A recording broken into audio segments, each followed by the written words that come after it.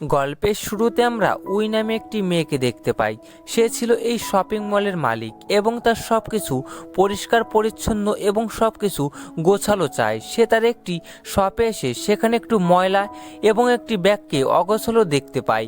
এটা দেখে সে তার শপের কর্মীকে সে তার চাকরি থেকে বের করে দেয়। এরপরে সে তার আরেকটি শপে আসে এবং সেখানে সে একটি ছেলেকে দেখতে পায় এবং তার দিকে সে অবাক হয়ে তাকিয়ে থাকে। আর এই ছেলেটির নাম ছিল গুয়ান। এরপরে তাদের শপে একটি মহিলা কাস্টমার এসে বলে যে তিনি এখান থেকে একটি প্রোডাক্ট কিনেছিলেন, কিন্তু সেই প্রোডাক্টটা একটুও ভালো না। তাই তিনি শপের মালিক উইকে অনেক কথা শোনায়। তখন উই ওই মহিলাটির সঙ্গে ঝগড়া বাঁধিয়ে দেয়। তখনই সেখানে গুয়ান চলে আসে এবং সে মহিলাটিকে একটি অফার দেয় এবং তাকে বলে যে আপনি যদি আমাদের শপিং মল থেকে শপিং এবং মেকআপ করেন তাহলে আমরা আপনাকে বিশেষভাবে অনেক ডিসকাউন্ট দেব। এটা শুনে মহিলাটি তার ঝগড়া থামিয়ে দেয় এবং বলে যে এই সেলসম্যানটা অনেক বেশি স্মার্ট, সে এই সিচুয়েশনটা কত সুন্দরভাবে হ্যান্ডেল করলো। এরপরে সবাই চলে যাওয়ার পরে উইয়ের ম্যানেজার তাকে বলে যে এই সেলসম্যানটার নাম হচ্ছে গুয়ান এবং সে আজই আমাদের কোম্পানিতে জয়েন করেছে এবং সে তার আগের কোম্পানিতে টপ সেলসম্যান ছিল। এরপরে সন্ধ্যায় নতুন এমপ্লয়ীদের ওয়েলকাম পার্টিতে উই অনেক বেশি ড্রিঙ্ক করে ফেলে এবং সে মাতাল হয়ে পুরুষদের টয়লেটে চলে আসে এবং সেখানে সে গুয়ানকে দেখতে পায় এবং সে তাকে বলে যে তুমি এখানে কি করছো, তুমি কি তাহলে আমাকে ফলো করছো? তখন গুয়ান তাকে বলে না, এটা জেন্টস টয়লেট। তখন উই দেখে যে সে জেন্টস টয়লেটে ঢুকে পড়েছে। তখন হঠাৎ করে গুয়ানের উপরে পড়ে যায় এবং সে তার বেল্ট খুলে নিয়ে সেখান থেকে চলে যায়। এরপরে উইয়ের নেশা কেটে গেলে অনেক বেশি বিব্রত বোধ করতে থাকে। সে মাতাল অবস্থায় গুয়ানকে কি বলেছিল এটা ভেবে। পরের দিন উই গুয়ানকে শপিং মলে দেখতে পায়। সেখানে গুয়ান একটি মহিলা কাস্টমারকে হাত ধরে প্রোডাক্ট সম্পর্কে বলছিল। আর এই জিনিসটাই উই দেখে অনেক বেশি জেলাস ফিল করে এবং গুয়ানের কাছে এসে বলে যে সে এখানকার সমস্ত জিনিস কিনে ফেলবে। এটা শুনে গুয়ান তাকে বলে যে আপনি এমনটা কেন করবেন? তখন উই তাকে বলে যে আমি তোমার সেলস বাড়াতে সাহায্য করছি। এই বলে তাকে মার্কেটিং ম্যানেজার পদে তাকে প্রমোশন দিতে চায়। তখন গুয়ান তাকে মানা করে দেয় এবং তাকে বলে যে আপনি আমাকে পছন্দ করেন আর এই জন্য আপনি অন্য মেয়েদের সাথে আমাকে দেখে জেলাস ফিল করছেন। এই বলে সেখান থেকে চলে যায়। আর উই মনে মনে ভাবতে থাকে যে এই প্রথম কেউ যে আমাকে রিজেক্ট করলো। এর পরের সিনে উইকে জিমে দেখানো হয়। সেখানে তার জিম ট্রেনার ইয়ং উইকে অনেক বেশি পছন্দ করত এবং তাকে ইমপ্রেস করার জন্য অনেক চেষ্টা করত। রোজকার মতন যখন আজও তাকে ইমপ্রেস করার চেষ্টা করছিল তখন উই রেগে যায়। তখন ইয়ং তাকে বলে যে আজ তোমার মুড খারাপ লাগছে কেন?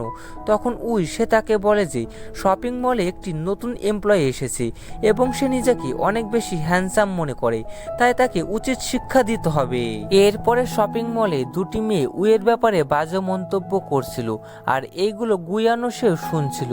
আর তখনই সেখানে কয়েকজন লোক এসে শপিং মলে ভাঙচুর করতে শুরু করে দেয় এবং বলে যে এই শপিং মলের সমস্ত প্রোডাক্ট নকল এবং এখানকার দামও অনেক বেশি। তখন সেখানে উই চলে আসে এবং তাদেরকে বলে যে তোমরা এই সমস্ত কিছু বন্ধ করো। তখন একটি লোক উইয়ের সাথে খারাপ ব্যবহার করে এবং তাকে মারতে যায়। তখনই সেখানে গুয়ান চলে আসে এবং তাদেরকে মেরে উইকে সেখান থেকে নিয়ে আসে। এরপরে গুয়ানকে টিউশন ক্লাসে দেখতে পায়। সে তার একটি বইয়ের মধ্যে একটি চিঠি পায় যেখানে লেখা ছিল যে আজ রাত 8টার সময় তুমি এই ঠিকানায় উইয়ের সাথে তুমি দেখা করতে আসবে। এটা দেখে গুয়ান চিঠিটা ডাস্টবিনে ফেলে দেয়। আর অন্যদিকে উই গুয়ানের জন্য অপেক্ষা করছিল। তখনই তার ম্যানেজার এসে তাকে বলে যে গুয়ান তার টিউশন ক্লাসে গেছে আর এই জন্যই হয়তো এখানে আসতে পারেনি। এটা শুনে উই গুয়ানের সাথে দেখা করার জন্য তার টিউশন ক্লাসে চলে আসে এবং সেখানে এসে তাকে বলে যে তুমি আমাকে ইগনোর কেন করছো, তুমি আজ আমার সাথে দেখা করতে কেন আসলে না? তখন গুয়ান তাকে বলে যে আমি ব্যস্ত ছিলাম। তখন উই তাকে তার গাড়ির চাবি দেয় এবং তাকে বলে যে তুমি আজ থেকে আমার হয়ে কাজ করবে আর আমি তোমাকে তোমার এই টিউশন ক্লাসের থেকেও অনেক বেশি টাকা দেব। আর এটা শুনে গুয়ান সে তাকে মানা করে সেখান থেকে চলে যায়। অন্যদিকে উইয়ের ফিয়ন্সে জিনকে দেখতে পায়, তার সাথে উইয়ের বিয়ে ঠিক হয়েছে এবং সে হচ্ছে তার বাবার বন্ধুর ছেলে এবং সে উইকে অনেক বেশি পছন্দ করে। কিন্তু উই সে তাকে একদমই পছন্দ করে না, কেননা সে কোনো কাজবাজ না করে সে শুধু তার বাবার টাকা খরচ করে। এর পরের সিনে আমরা উইয়ের পরিবার এবং জিনের পরিবারকে দেখতে পাই। সেখানে তাদের ব্যবহার করা জিনিসপত্রের ব্র্যান্ডের সম্পর্কে সবাই আলোচনা করছিল আর এইগুলো শুনে উই সে অনেক বেশি সে বিরক্ত হয়ে যায়, তাই সে সেখান থেকে চলে আসে এবং সে গুয়ানকে বলে যে তুমি আমার বয়ফ্রেন্ড হয়ে যাও। গুয়ান তাকে বলে যে আমি তোমাকে তো এই ব্যাপারে আগেই মানা করেছি।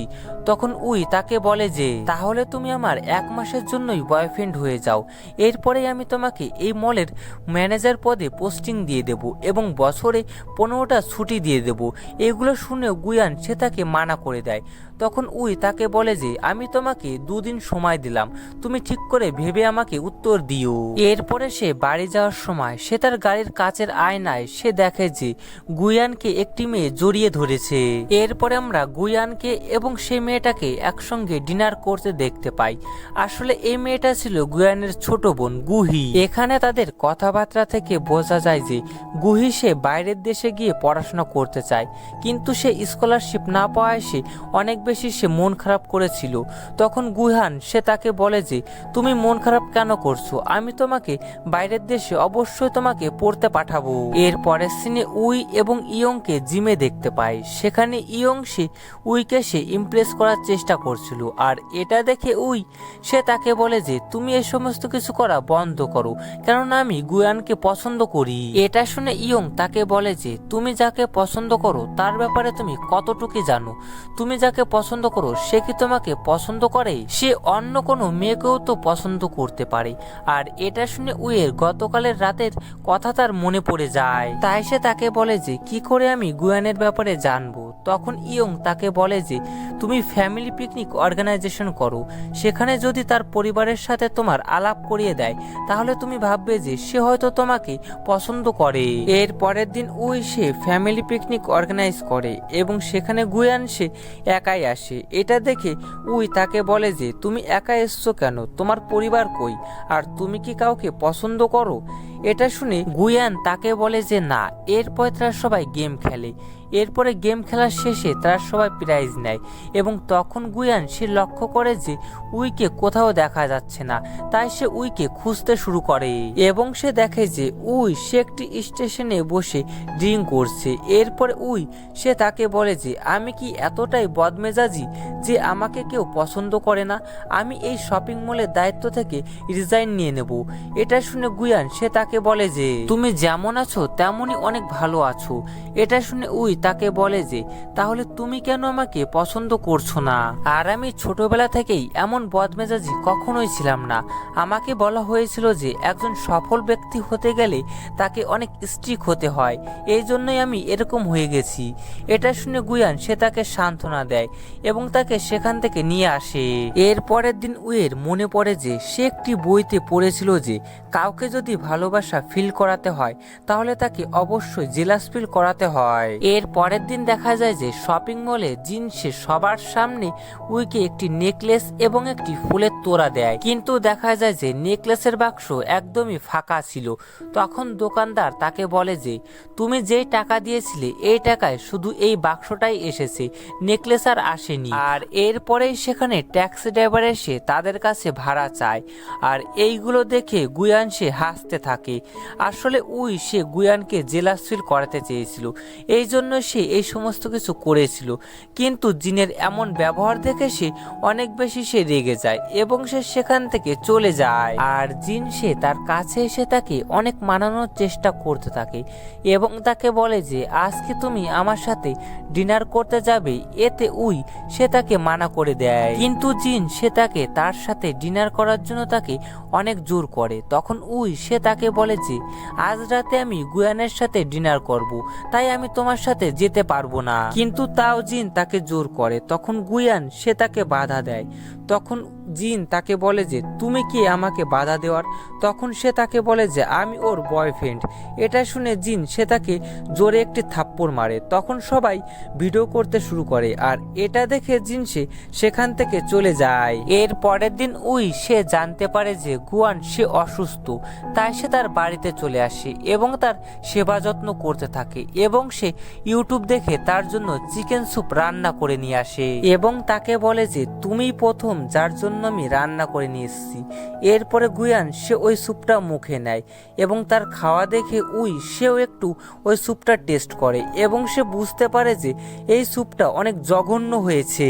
এরপরে সে যখন বাইরে আসে তখন সেখানে সে গুহিকে সে দেখতে পায় এবং তাকে দেখে সে অনেক বেশি রেগে যায় এবং সে তাকে বলে যে তোমার বয়ফ্রেন্ডের তুমি খেয়াল রেখো এবং সে যখন সুস্থ হবে তখন তুমি তাকে কাজে পাঠিয়ে দিও।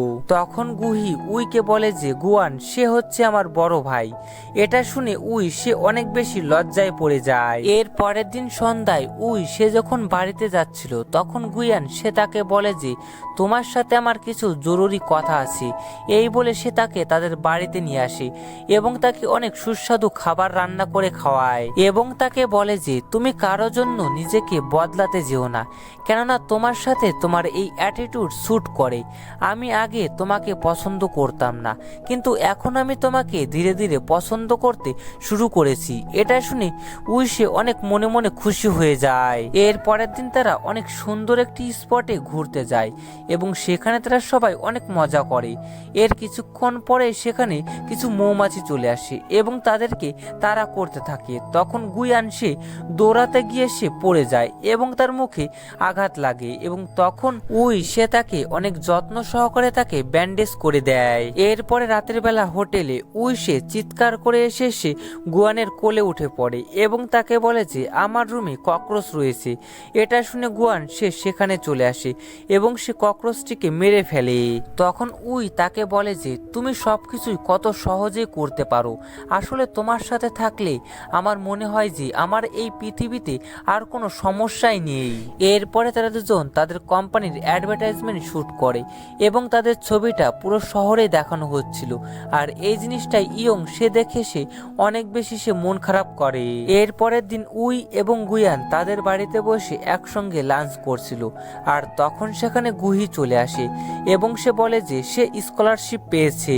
সে কে বলে যে আমি পড়াশোনার জন্য অন্য দেশে চলে যাচ্ছি আর এখন থেকে আমার ভাইয়ের পুরো দায়িত্ব তোমার। এরপরে একদিন এবং গুয়ান একটি পার্কে ডেট করতে আসে এবং সেখানে অনেক সুন্দর একটি দৃশ্য ছিল আর এখানেই তারা দুজন একে অপরকে প্রপোজ করে আর এই ড্রামাটা এখানেই শেষ হয়ে যায়।